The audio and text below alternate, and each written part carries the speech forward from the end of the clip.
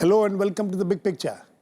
For years, we have had much discussion in this country about administrative and bureaucratic reforms. We have had two administrative reforms commissions which have given voluminous reports and suggested many changes. But the common feeling is that little has changed. Last year, after the new NDA government came to power, it issued a 19-point do's and don'ts to the bureaucracy aimed at improving the administration and making it more responsive and transparent. Though none of the points were revolutionary, it did give the bureaucrats a clear picture of what is expected of them. Now the government, through the DoPT, has come up with another order which seeks to retire compulsorily bureaucrats who are either incompetent or tainted. This order also says once these officers are identified through a process, they will be given 3 months to pack their bags. We will discuss today the implications of this order on the bureaucracy and the administration itself, and also how legally feasible and administratively feasible it is, and how will this improve the quality of administration and governance. To discuss this, I have with me A.N. Tiwari, former Secretary DoPT, Shailaja Chandra, former Chief Secretary Delhi, K.N.Bhat, Senior Advocate Supreme Court and also a former Additional Solicitor General of India, and Sanjay Kapoor, Editor Hard News. Welcome to all of you. Mr. Tiwari, is this something new? I don't know. This looks like a old wine in new bottle case, because this rule has been present in both in the service rule as well as the fundamental rule ever since I can remember.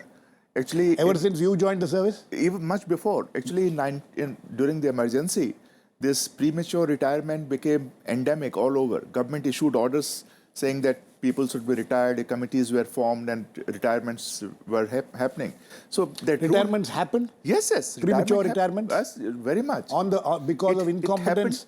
Because of incompetence and being tainted and things like that? Mr. Nikam, it has gone to the Supreme Court, and Supreme Court has clarified the position regarding two types of retirement: compulsory retirement and premature retirement. They have said compulsory retirement is one which is stigmatic and which is also punitive. The premature retirement is on the basis of your performance related, and retirements have been happening.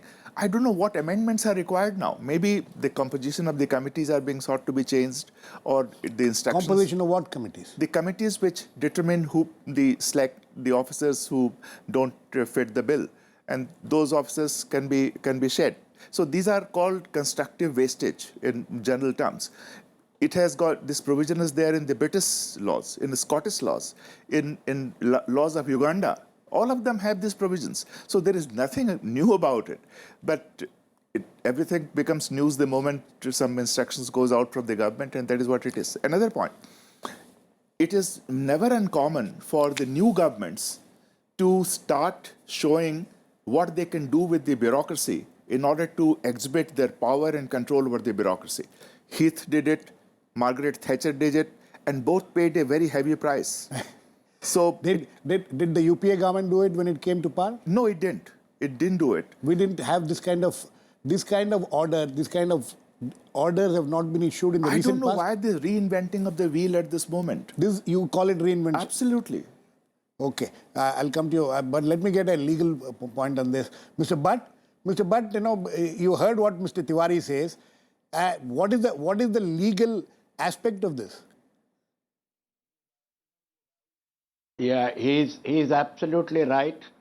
The fundamental rules were started in the year 1922, 1st of January 1922, under the Government of India Act 1919.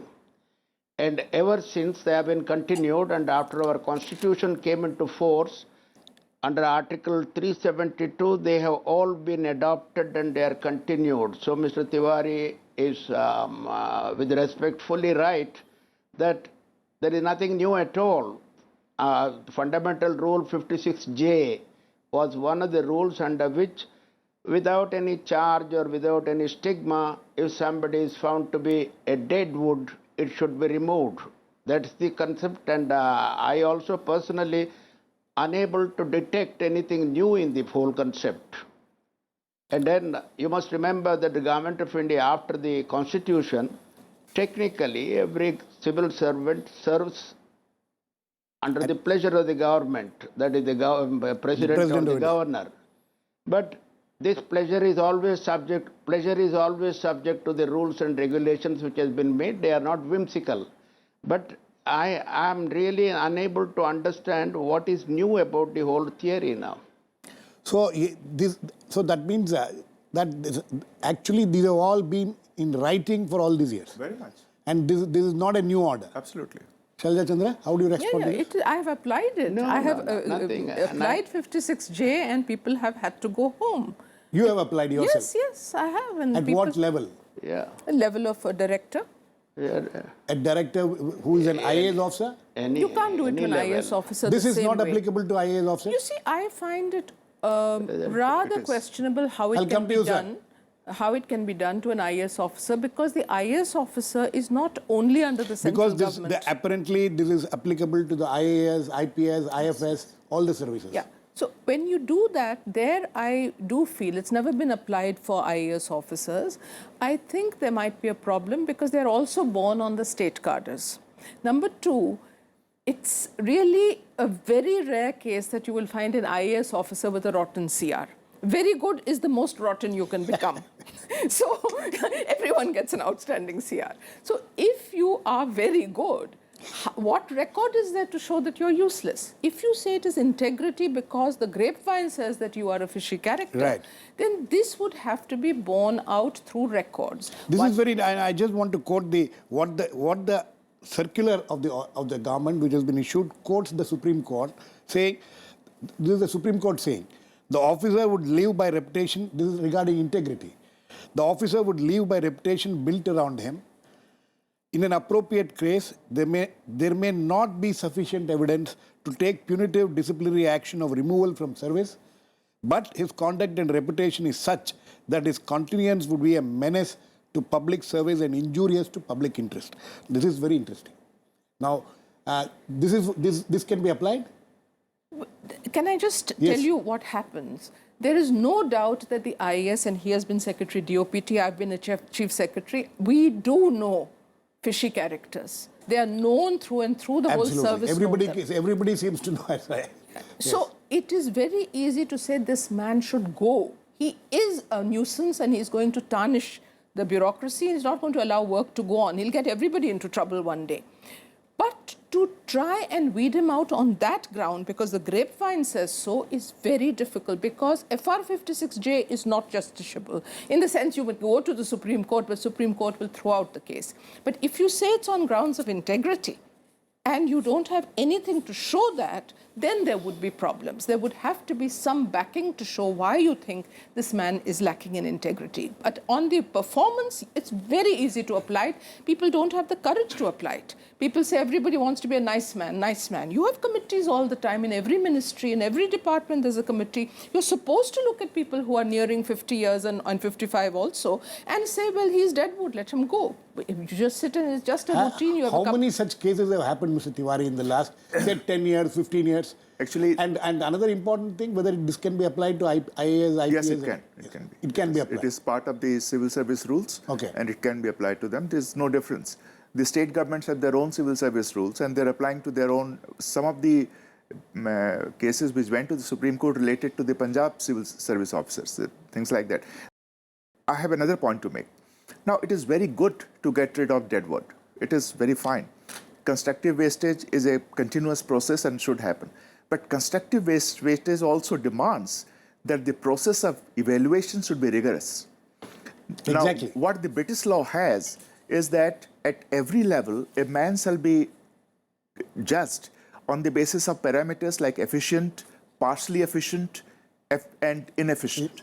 And each officer who evaluates his subordinates will have to rank him accordingly. And if he gets 3 of these kind of ACRs which says that you are either inefficient, 3 ACRs, then at that level, he's terminated. He knows about it. Armed forces have this system of marking, giving grades, number grades to officers. Now, if you don't get a number grade beyond a point, you retire at the level of lieutenant colonel. Right. That is the time scale. In IAS, there is a time scale up to the level of deputy secretary. Beyond that, all the postings are selection postings. For joint secretary level and above, even a UPSC member becomes a part of the committee who selects. Now, please see what happens. everyone who is in the state, except very minor exception, becomes joint secretary level. Everyone. The joint secretary level and the state level you're talking in about. state. That is equivalent to the joint secretary in center. Everyone becomes chief secretary. Is it equivalent? Huh? Is it equivalent? Yes, you have got principal secretaries are equivalent to joint secretaries in Government of India. Everybody becomes special chief secretary if he doesn't make it to the chief secretary. So the whole batch is empaneled to that grade, and one of them is picked to become chief secretary or stuff like this. That means almost there is no constructive wastage at any point in time. The only place where there is an apparent wastage is when the empanelment is made for the Government of India. Then regardless of where you are, you may not be selected for empanelment here. The point is, if you have got this kind of promotion, which is almost linear and regular and uninterrupted promotion, you cannot sit down and decide whom to discard at which point in time. It looks systemically so difficult to do. Second point, after the Surendranath Committee report, Government of India have altered the entire system of ACR evaluation. You have got numbers, and almost, as she points out, almost everybody gets very good, outstanding.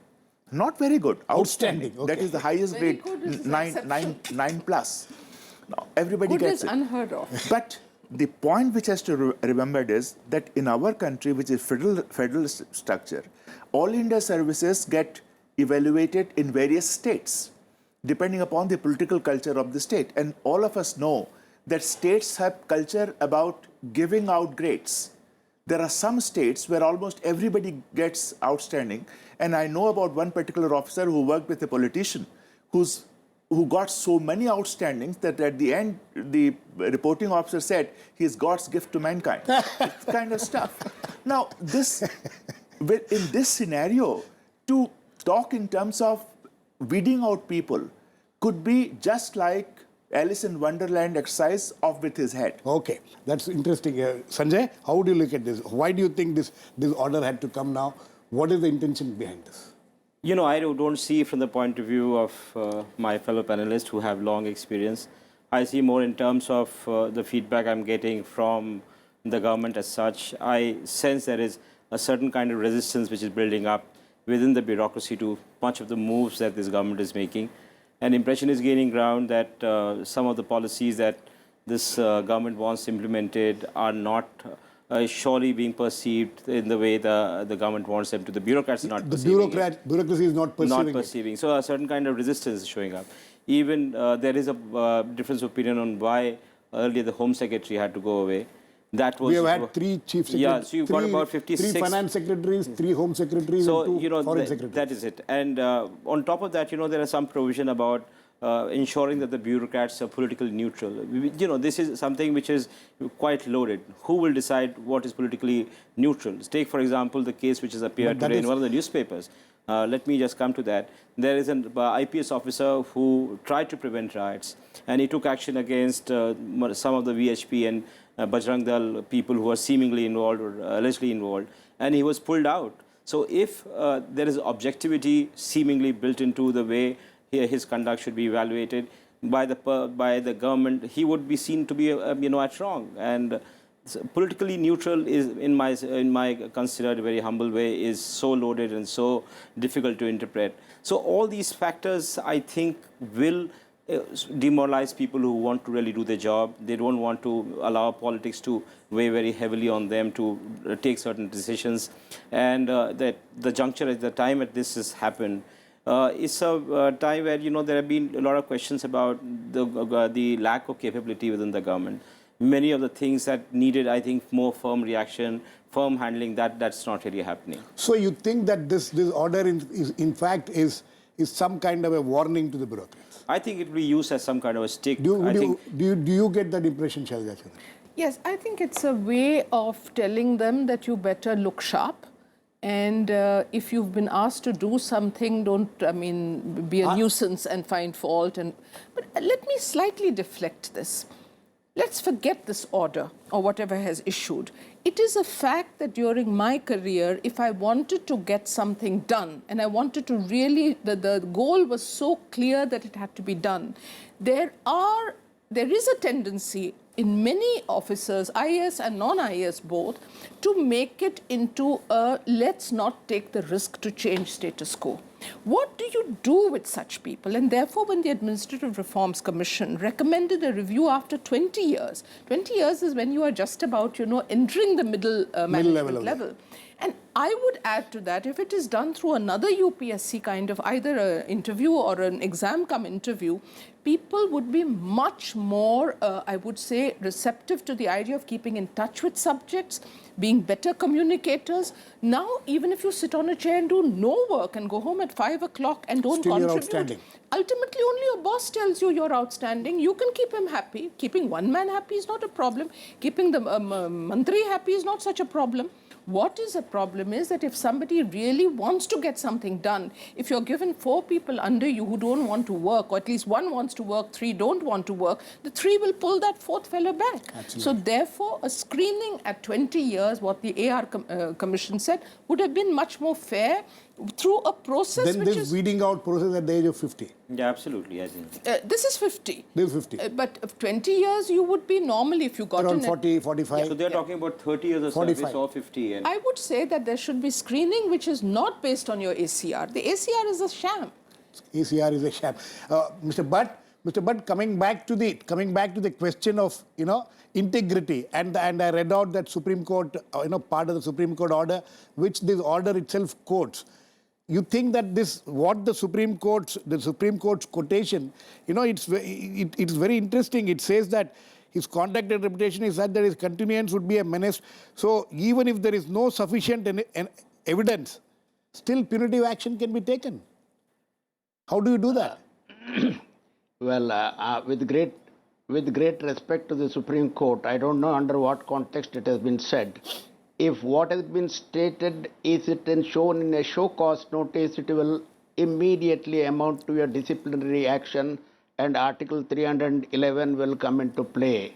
Nobody can be, by telling him that, look here, you are a menace to the society, therefore I want to remove you, etc. It is just not done under 56J or any one of these provisions, which are corresponding provisions under the state laws. They don't say that any given, because on the basis of the record, normally on the basis of the record, even there the Supreme Court has gone into and found out that you are acting on a stale report, 10-year-old, and subsequently you have given him a couple of promotions, but you have not taken that into account. And so they have interfered in such cases and continue to do so even in this case also. So my own feeling is that what you have the newspaper report now, it is a sort of a warning just to say that look, we have not forgotten all the provisions of the law. We are coming back to it now in the near future. So some people, as one of the panelists has said, it's a sort of a warning to say that you better sharpen yourself, and your old outstanding reports will not help you because we may look into it again.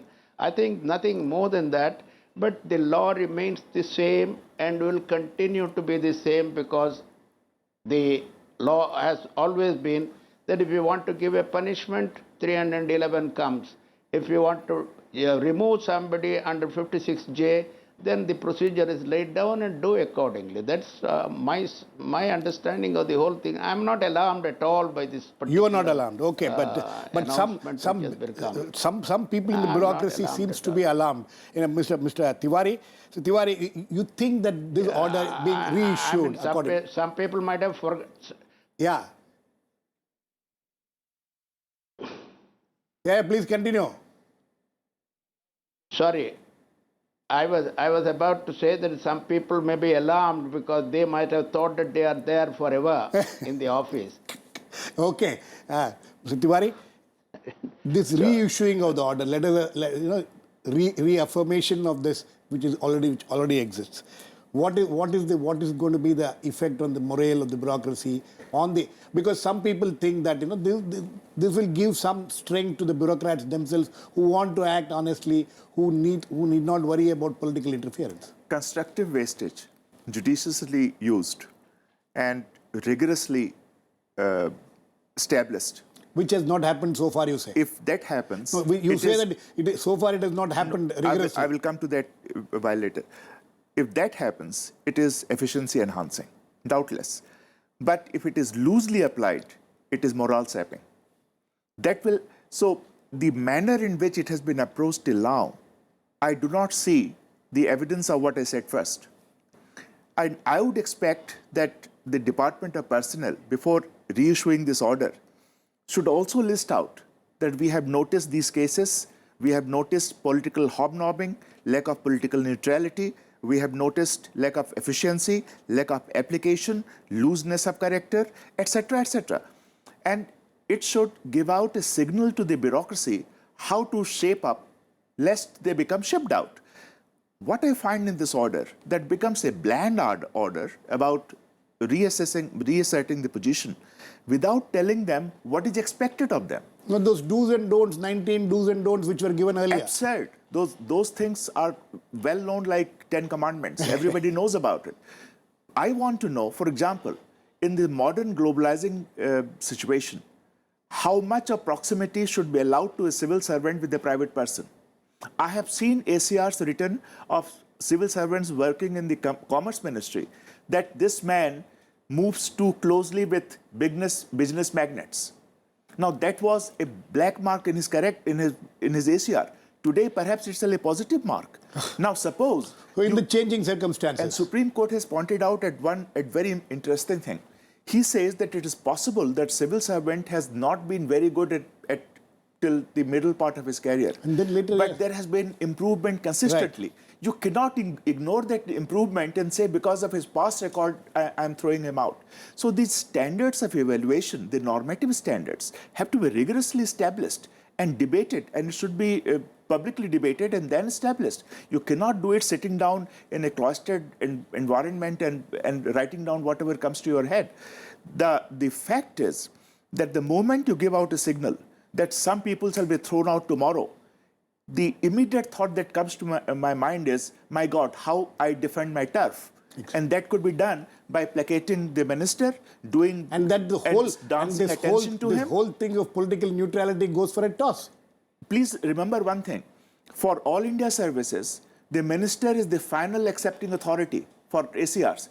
Indian Foreign Service, it is the Foreign Secretary. It doesn't go to the minister. Right. Now, if you exclude the minister, there is surely a possibility that civil servant will act neutrally because now there shall be no fear of at least his records being spoiled. But if you have the minister there and the type of crop which is now ministers all over the country, you are really inviting trouble. Shailaja, these are all, there are wheels within wheels in all these things. Yes, Mr. Bhat. All these outstanding certificates have been given not by the minister, I think. It is by one IAS officer to another IAS officer. No, it's both. It's both. You mean to say at different levels of the career of a bureaucrat, ministers also give... oh, yes. Yeah, very much. Yes. Yeah, from middle level Chief onwards. Minister does it in the state government. All CRs go to the chief minister, who gives the final say whether you are outstanding or you're very good. And this is what happens. Now, I want to come to the other issue. Right. The other issue of what Sanjay was talking about. You know, all these do's and don'ts, those 19 do's and don'ts, and now this order which has come, all this is fine. But do the bureaucrats think that this kind of, that in this kind of a situation, they'll be able to function in a free and fair manner?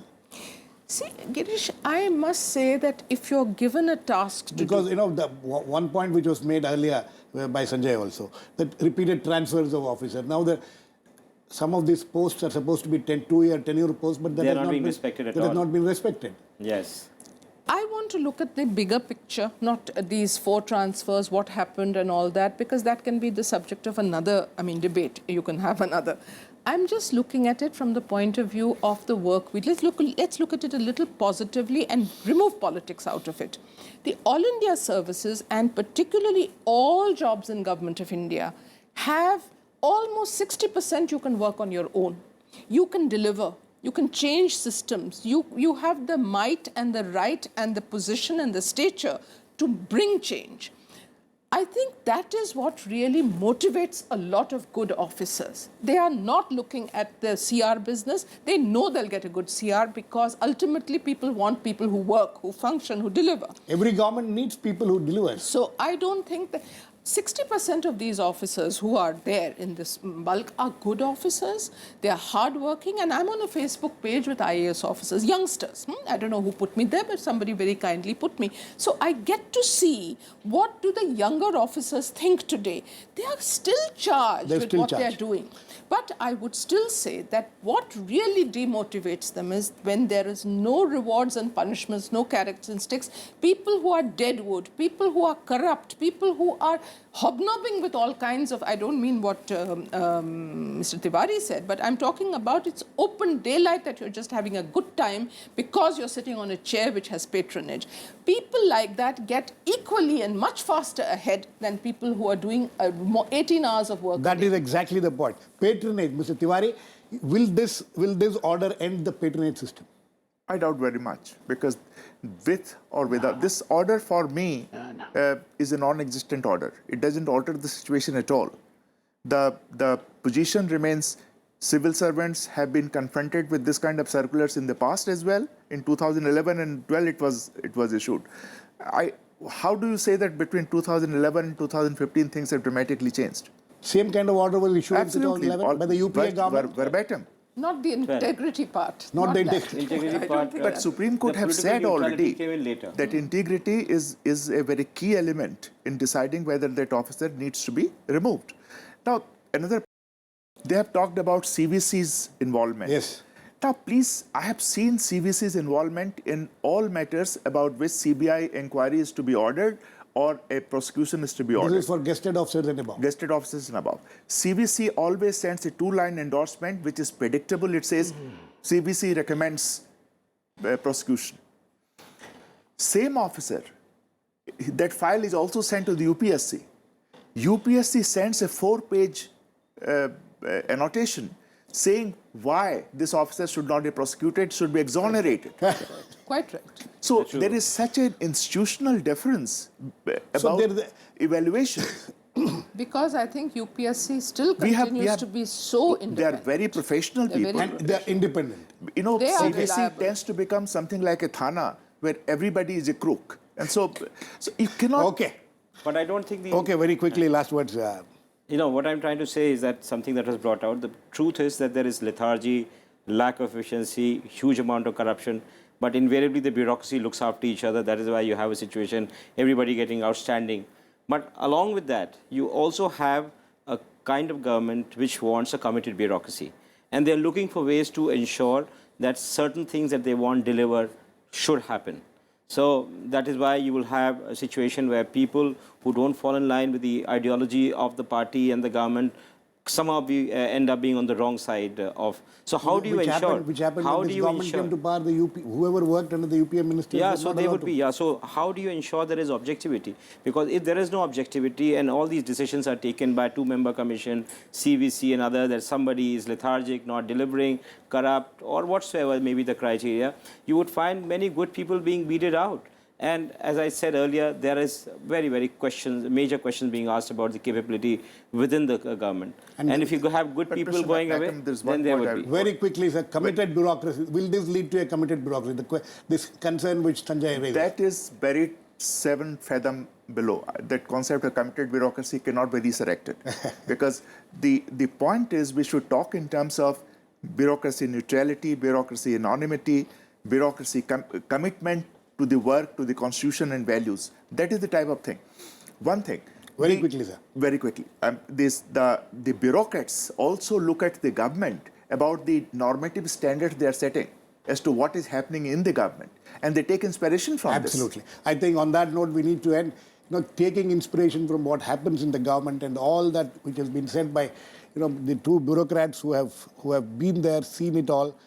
So we'll wait and watch what kind of an impact this order will have on the bureaucracy or on the administration. Thanks to all my guests. Please keep watching. We'll come back with another issue in the big picture same time tomorrow.